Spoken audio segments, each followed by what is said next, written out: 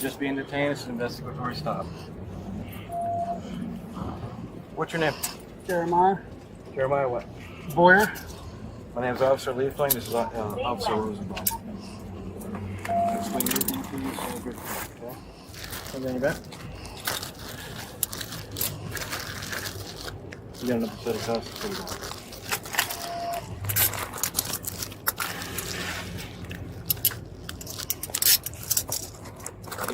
You got big lips. Anybody ever tell you that? Saying that it's tough. Just wondering what the hell's going on. Anyone else in the car? No. Anybody else in the car? No. Clear traffic. No detained. 1352 PSO. Sir. You can clear traffic. Walk over to the car. There's something wrong. Yes, it should be.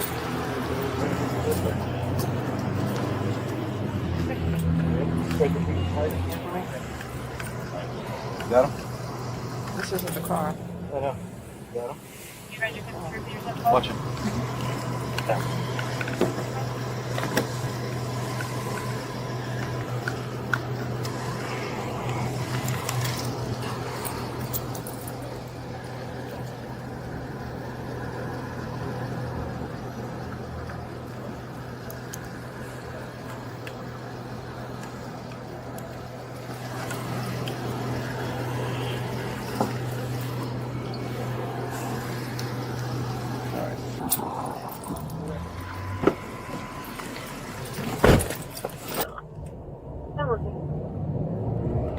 Can you make contact with the lobby? Step out, please.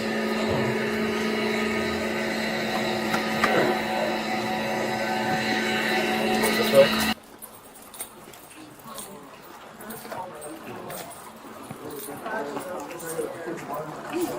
Upstairs, we got one car. We got this way.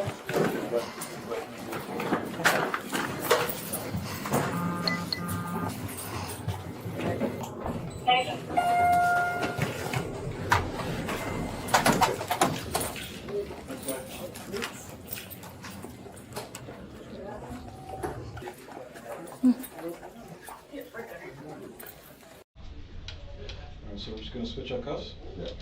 Alright, put the other ones over there. Have a seat for me. Jeremiah was brought in for questioning and he agreed to speak with investigators. So the initial officers made contact with you at the Walmart, okay? When they did that, they told me that they read your Miranda warnings. Okay, you understood those Miranda warnings? Yep. Okay, any questions or anything about that? Nope. Okay, all right. So, do you have any idea why you would be here today? I have a little bit of an idea, although I don't believe I've committed a crime. Okay. What is the reason that you believe that you could possibly be here today? Obviously, it seems like something to do with my work, with delivering from Walmart. Okay. As a Spark employee? Yeah. Okay. And what were you doing that you can understand why you're here, but you don't believe that it's a crime? What were you doing? Well, I was in the process of making a delivery. Other than that, I don't really know why. That was, bad. Okay. So you're a Spark employee. Anybody else in your household a Spark employee? My wife. Okay. How long has she been doing it? I'm not sure. I'd have to guess a year and a half, something like that. Okay. Not quite as long as me. Okay. You said that your wife is also a Spark employee. Correct. Okay. Does she have any other employment? Yes. What does she do? She does multiple jobs. She works for a law firm in Ohio. She works for a headstone company in Florida. She works for a gym in Florida. She does a little bit of everything. Okay. Does she go to these places of employment, or she does this from her house? She does 2 of the 3 from home. So Okay. the only one she goes to is the gym. So. Okay.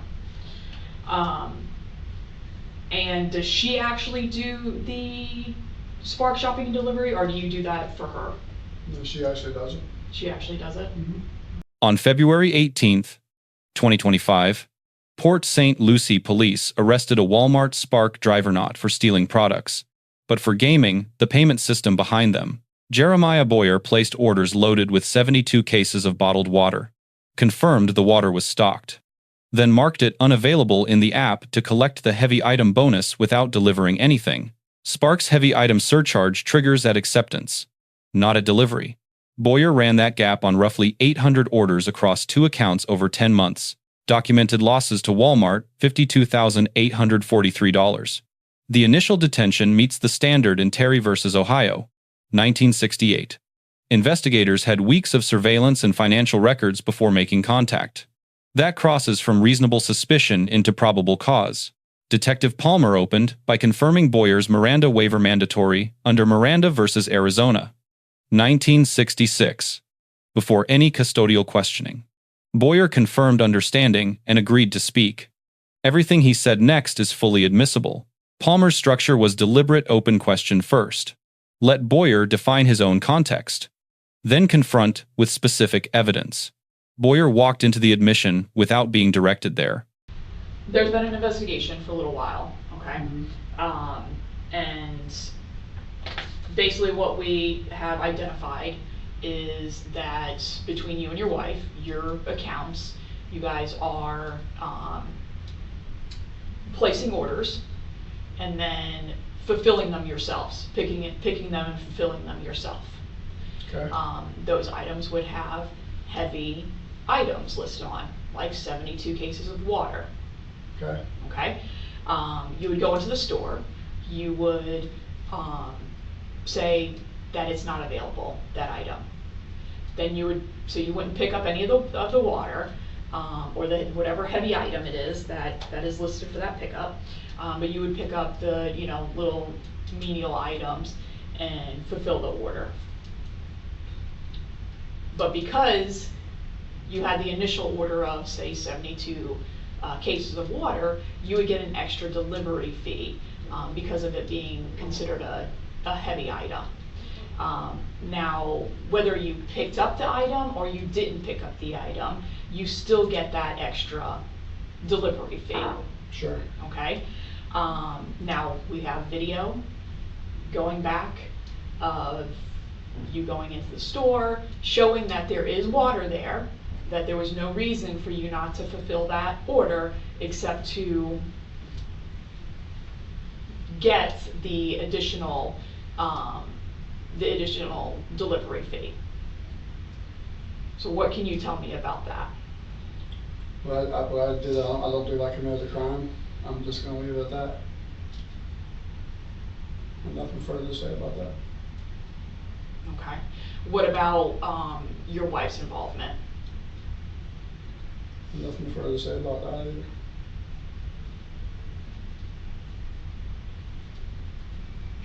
So on the video, whether it's her account or your account, you're the one that's fulfilling the orders.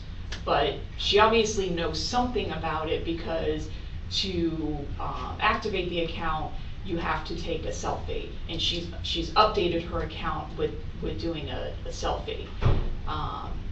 So really what I'm concerned at this point is, did you just ask her to make an account and then you were doing this, or is what you're saying true, that she would fulfill some of the orders herself and was involved in this scheme?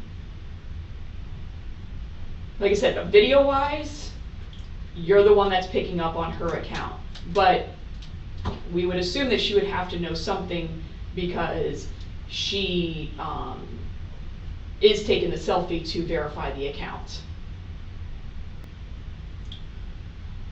Well, I don't believe I committed a crime. Okay. I've never stolen anything. Mm-hmm. Never been in trouble. I may have thought I found maybe a loophole in the system, maybe take advantage of that. Mm-hmm. My wife has no involvement or knowledge of anything. Okay. And so I won't be answering any more questions without my attorney. I would like to know what charges I'm being charged with. Ongoing scheme to defraud. Under Florida Statutes, Section 8:17.034, organized scheme to defraud requires 3 elements: a scheme, intent to defraud, and obtaining money from the victim as a result. Boyer's conduct hits all 3 on 800 documented occasions.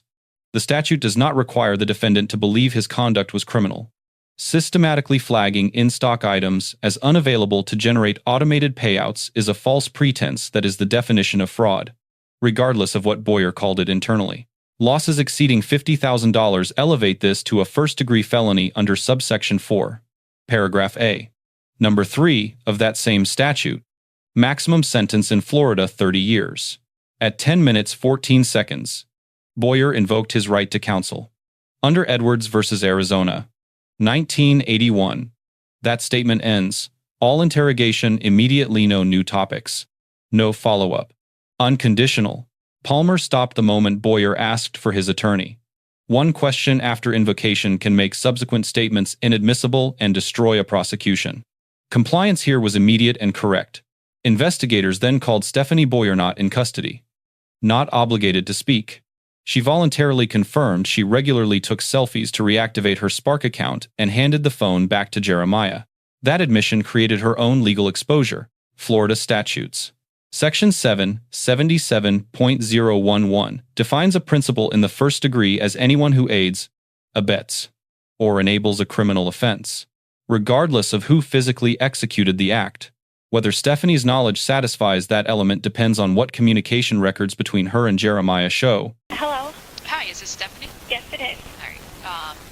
I'm Detective Palmer with the Port Saint Lucie Police Department. I just want to let you know that your husband, Jeremiah, is currently in custody. Okay. Do you have any idea why he may be in custody? No, I have no idea. I actually just texted him a little while ago and asked where he was at. Okay, all right. So, both of you have Spark accounts, right? Yes. Mm-hmm. Okay.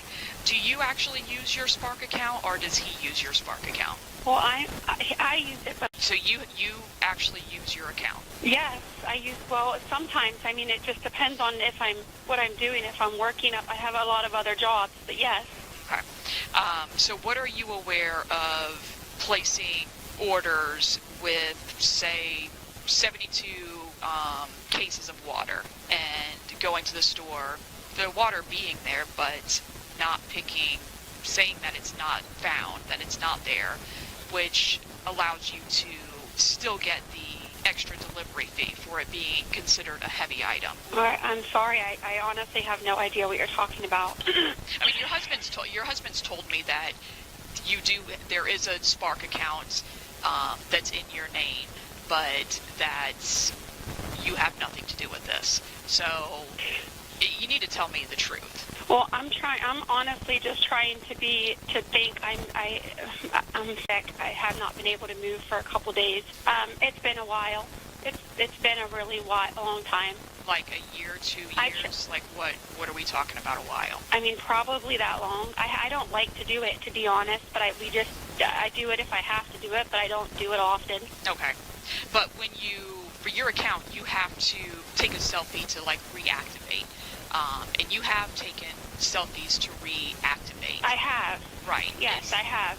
Is that for Jeremiah to use your account to fulfill orders, or what's... Go ahead. Yeah, so he just gives me the phone and says here, and I sign into it. Or I do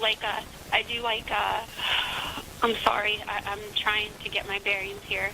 I do a selfie, I think is what it's called. And then I give him the phone back. He's admitted to it. I mean, he doesn't feel like he's committed a crime. He feels like he found a loophole in the system and took advantage of it. I know. Did he tell you anything about this? No, and honestly, I can't imagine that he would do anything that he thought was illegal, because it's not ever been anything. I mean, I work for a law office, and our reputation is very, very important. Between your two accounts, he started doing this in April of last year. And between the two accounts, it's about $40,000 in extra fees that he's received by putting 72 cases of water to be picked up and then purposefully not picking it up, even though it was there, and getting